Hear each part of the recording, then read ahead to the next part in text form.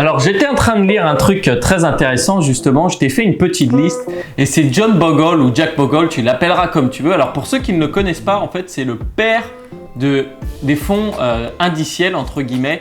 Il a créé justement Vanguard qui est exactement sur les fonds mutuels. Alors il est très respecté dans la communauté des investissements puisqu'il a fait ça justement. Alors quand il a sorti, bien sûr, étant donné que c'était des fonds qui fonctionnaient en automatique et non des fonds actifs, eh bien il s'est pris plein de moqueries, on lui a dit que c'était n'importe quoi, alors que quand bien même on le sait que l'investissement passif surpasse l'investissement actif. Mais bon, on ne peut pas changer Wall Street comme ça et il nous a malheureusement quittés en janvier 2019. Bon, bah ça c'est pour la période un petit peu moins bien. Et je voulais te présenter les 10 grands conseils que j'ai pu relever de ce qu'il a fait. Alors là, les conseils, je suis allé les chercher dans des vidéos, dans des articles et aussi sur des livres. Alors d'ailleurs, sur des articles, je t'inviterai à regarder, bon c'est en anglais, mais sur Vanguard, ils en ont pas mal là-dessus. Le premier grand conseil, et je pense que c'est vraiment celui qu'il faut retenir de toute la vidéo pour éviter le plus grand risque dans les investissements, eh bien c'est de ne pas investir. Et beaucoup de personnes n'investissent pas. Et si tu n'investis pas, bah, tu te coupes toutes les chances d'avoir une certaine liberté financière et d'avoir une certaine liberté tout court d'ailleurs. Le deuxième point, et qui, à mon avis, tu l'as déjà entendu dans pas mal de mes vidéos, c'est les frais.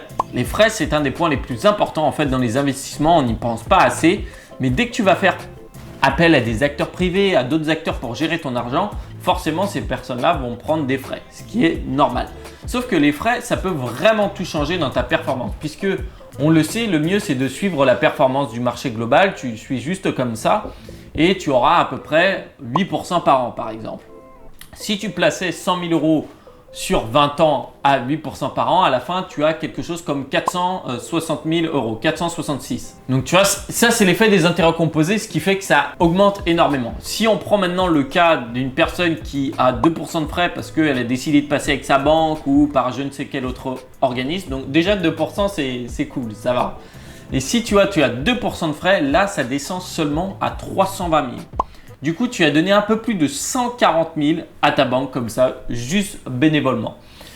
Autant te dire que valait mieux prendre ces 140 000 et les donner à d'autres associations, je pense. Mais c'est pour ça qu'il faut vraiment toujours penser aux frais d'abord avant de penser aux gains. Les frais, c'est ce qui va vraiment en fait impacter le plus ta performance. La troisième chose,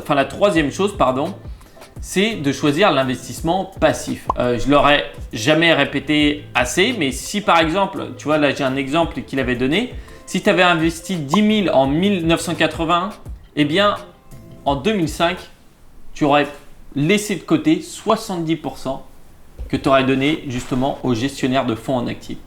Ce qui est encore plus gros que ce que je t'ai dit juste avant. Et c'est vraiment ça, il faut vraiment se dire, il faut investir en passif. Parce que si tu te dis, bon, ok, je vais atteindre ma liberté financière, machin, j'ai un boulot, bah maintenant je vais me mettre à trading. Donc en plus, le soir, tu vas devoir passer des heures sur tes écrans à faire du trading, ce qui ne va pas forcément être très facile parce qu'on a quand même un cerveau qui a un processus de décision limité en fait dans la journée. Hein, ça, c'est quelque chose qui est vrai. Et si tu le fais en plus le soir, bah, ça va te prendre beaucoup de temps. Et si après, tu veux gagner ta liberté par le trading, bah, tu seras pas libre puisque tu seras entre guillemets prisonnier des marchés. C'est pour ça que moi, je suis plutôt du côté de l'investissement passif. Et justement, d'ailleurs, ça me rappelle beaucoup de choses que tu as pu voir peut-être dans les crypto-monnaies. Il faut savoir que ces investissements, ils sont beaucoup applicables sur les investissements en actions, mais sur plein d'autres sortes d'investissements. Et si l'autre point, c'est l'analyse des actions est compliquée. Même pour les pros, c'est très dur. Warren Buffett, il y passe des heures et des heures et des heures chaque jour, tu vois. Alors quand il y a des personnes qui vont se mettre à aller choisir des actions une par une, eh bien au final, elles vont se casser les dents dans 90 voire 95% des cas parce que c'est trop compliqué de tout analyser. Tu ne sais pas exactement ce qui se passe dans l'entreprise. Si je prends quelque chose de bête, mais Volkswagen par exemple, tu sais, c'était un peu, on disait l'entreprise à la papa, tu vois, c'est assez safe, c'est des voitures, ils vont produire des voitures. Et sauf que voilà, à moins d'avoir des sources en interne, tu ne pouvais pas savoir qu'ils trichaient complètement sur leurs données carbone. Et au moment où ça éclate, bah, paf, tu prends un impact qui est gros quand même sur tes investissements. Que si tu te mets sur du passif diversifié, tu n'auras pas vraiment ça. Je vais te prendre justement une phrase exacte. Les investisseurs intelligents n'essaieront pas de dépasser le marché. Ils prendront une stratégie diversifiée et de long terme. C'est plus simple. Il n'y a pas plus simple. Donc justement, ça m'amène au 5e point qui est d'investir sur le long terme. Beaucoup de personnes s'attendent à devenir riches en 1 an, riches en 6 mois même. C'est pour ça qu'il y a toutes ces arnaques qui fonctionnent très bien de voilà, achète la formation et puis t'inquiète pas, dans 3 jours tu es millionnaire. Ça, c'est des choses qui n'arrivent pas et le plus simple, c'est de viser le long terme. Alors, c'est assez difficile pour l'humain quand même de toujours visualiser plus loin. Même moi, j'ai du mal, c'est quelque chose de dur, mais il faut se dire, voilà, j'investis pour horizon 5-20 ans minimum. Et quand tu te dis, par exemple, si tu commences à 20 ans, tu auras 40 ans et tu auras déjà atteint des sommets qui seront beaucoup plus grands, par exemple, que quelqu'un qui aura commencé à 60 ans à investir. Et ce qu'il faut, c'est commencer tôt et surtout, penser toujours le long terme. Le 6e point, c'est la performance passée n'est pas égale à la performance future.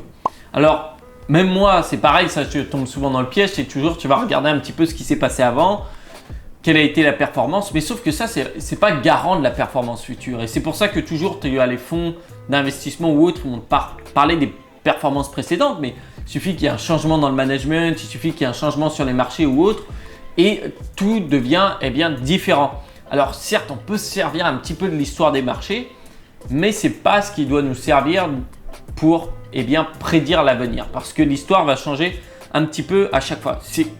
Sinon, pourquoi on a eu la crise de 2008, tu vois? Pourquoi on l'a eu? Parce que normalement, tu pourrais, il suffit de regarder dans le passé pour savoir qu'elle allait arriver, ou des choses comme ça, mais non. Et il y a très peu de personnes qui ont pu la prédire. D'ailleurs, ce qu'on peut voir, c'est qu'il y a beaucoup de fonds en investissement actif qui vont bien performer pendant 2-3 années et après, en moins de 10 ans, ils auront fait banqueroute. Donc, c'est des choses auxquelles il faut faire attention. Il y a d'autres points, je vais te donner les 4 derniers points. Ça va être quelque chose qui est dur à faire, mais c'est de laisser ses émotions à la maison. Les émotions, c'est, après les frais, je pense que c'est l'effet le plus dévastateur dans les investissements. Puisque les personnes vont vouloir investir quand ça monte, ils se disent ouais c'est bon. Une fois que ça atteint un point et que ça chute, ils retirent tout, donc ils engrangent beaucoup de pertes et ils ne veulent plus investir pendant 10 ans jusqu'à temps qu'ils aient oublié. Après, ils retombent dans le cycle où ils investissent au moment où c'est au plus haut et tu connais la suite. Donc ça, c'est quelque chose auquel il faut faire attention. Le mieux pour ça, c'est d'investir en passif et c'est d'avoir des bons plans. Donc un plan que tu suis et comme ça, c'est plus toi qui prends les décisions, tes décisions elles ont été prises, tu as ton plan et toi tu suis le chemin et c'est tout. Un petit conseil en plus, c'est d'ailleurs de se couper du bruit, par exemple des news et autres, parce que ça c'est bon pour Wall Street et d'autres acteurs dans la finance, mais c'est pas bon pour toi et ça ne te sert à rien de suivre tout le temps ce qui va se passer, de suivre tout le temps tes investissements. Tu les laisses juste grossir petit à petit puisque de toute façon tes investissements normalement c'est pas de l'argent dont tu as besoin maintenant, étant donné que tu as fait ton fonds de sécurité. Et ce qui m'amène justement à éviter la mode, éviter les effets de mode. Alors ça, on en a plein, ça peut être des bulles internet, ça peut être des bulles des crypto-monnaies, ça peut être plein de choses ou ça peut être une nouvelle action. Par exemple, on a eu beaucoup la mode sur Tesla, je voyais des gens qui investissaient sur Tesla au moment où tout le monde en parlait. Là, c'est le moment où en général, il vaut mieux prendre 2-3 pas de recul, de regarder ce qui se passe et de se dire ouais, bon, non, moi je vais continuer sur mon truc en diversifié, tu vois. C'est comme sur les crypto-monnaies, il y en a toujours qui vont trouver une autre crypto-monnaie, un nouveau machin. Moi, ce que je fais, c'est du diversifié, c'est de l'automatique. J'ai pas à me prendre la tête, ça bosse tout seul. Et ça bosse mieux que des personnes qui sont en actif parce que justement, elles vont laisser parler leurs émotions, elles vont pas faire attention à d'autres choses et elles vont, encore une fois, se prendre la tête sur le sol, quoi. Puisque les bulles finissent toujours par éclater. Et le seul moyen d'éviter ça, c'est la diversification. Après, bien sûr, les 2 derniers points, enfin l'avant-dernier point, donc le 9e point qui est obligé étant donné que c'est Jack Bogle, tu l'appelleras comme tu veux encore une fois, et qu'il a créé des fonds mutuels d'index, c'est d'investir avec ça justement. Et c'est normal puisque ça te permet justement l'investissement diversifié dont on parlait juste avant. D'ailleurs, c'est quelque chose dont je parle beaucoup dans mon atelier et qui te permet d'avoir cette tranquillité d'esprit et cette tranquillité d'investissement. Et le dernier point qui est, je pense, le plus important, et je vais t'en donner un d'ailleurs qui me vient à l'esprit en bonus, c'est de rester dans la course. Pourquoi? Parce que quand tu investis, à un moment, forcément, ça va baisser. À un moment, tu vas peut-être avoir moins d'argent à investir, mais il ne faut pas s'arrêter. Il faut continuer d'investir et toujours garder son cap. de garder son cap, garder sa vision et d'exécuter son plan. Ça, c'est quelque chose d'important, de ne pas se dire non, ben, j'arrête tout. Parce que c'est là où tu vas justement t'empêcher d'atteindre les libertés et d'atteindre ce que tu voulais. Et le petit point que je vais te mettre en bonus, je viens d'y penser, c'est il disait justement si tu veux en fait faire entre guillemets du jeu ou se dire bah voilà, je vais choisir telle ou telle action, je pense qu'elle va monter. Tu peux le faire. Moi, je t'avoue que j'ai toujours très envie de le faire. Hein. C'est quelque chose de normal quand tu t'intéresses aux investissements. Eh bien, tu peux dédier seulement 5% de ton capital qui va te servir à ça.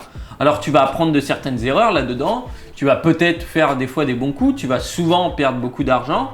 Mais ça va être que sur tes 5% et tes 5% que tu as dédié à ça parce que ça t'intéresse de faire ça. Mais tu le sais que c'est entre guillemets du jeu et que c'est quelque chose d'assez addictif et pas quelque chose de très sain. En tout cas, c'est tous ces conseils-là, j'espère que tu pourras les appliquer. Il suffit d'y aller petit à petit, mais franchement, John Bogle, il nous a donné beaucoup de choses très intéressantes. Il a été très important pour la finance. D'ailleurs, s'il n'existait pas, peut-être que cette chaîne n'existerait pas non plus. Étant donné que je suis fan de ces stratégies-là, moi j'essaye toujours d'appliquer ça et d'aller au niveau dessus justement en favorisant mon automatisation et la construction facile d'un plan. D'ailleurs, si tu veux en savoir plus là-dessus, avec plus de chiffres intéressants sur les types d'investissements et comment investir dans la bourse, tu as un atelier qui est totalement gratuit juste en dessous. Tu as juste à cliquer sur le lien une fois que tu m'as donné ton email. Eh bien, je te mettrai dans la prochaine session. On verra tout ça en détail. Il y a beaucoup de chiffres, donc je te conseille d'être sur ordinateur parce que ça va être vraiment intéressant. En tout cas, si cette vidéo t'a plu, écoute, n'hésite pas à laisser un petit pouce bleu. Si tu connais quelqu'un qui est intéressé par les investissements, bien sûr, tu peux lui partager. Et la chose la plus importante, c'est si tu veux prendre soin de ton argent, eh bien écoute, je t'invite à t'abonner et moi, je te retrouve à la prochaine. Ciao!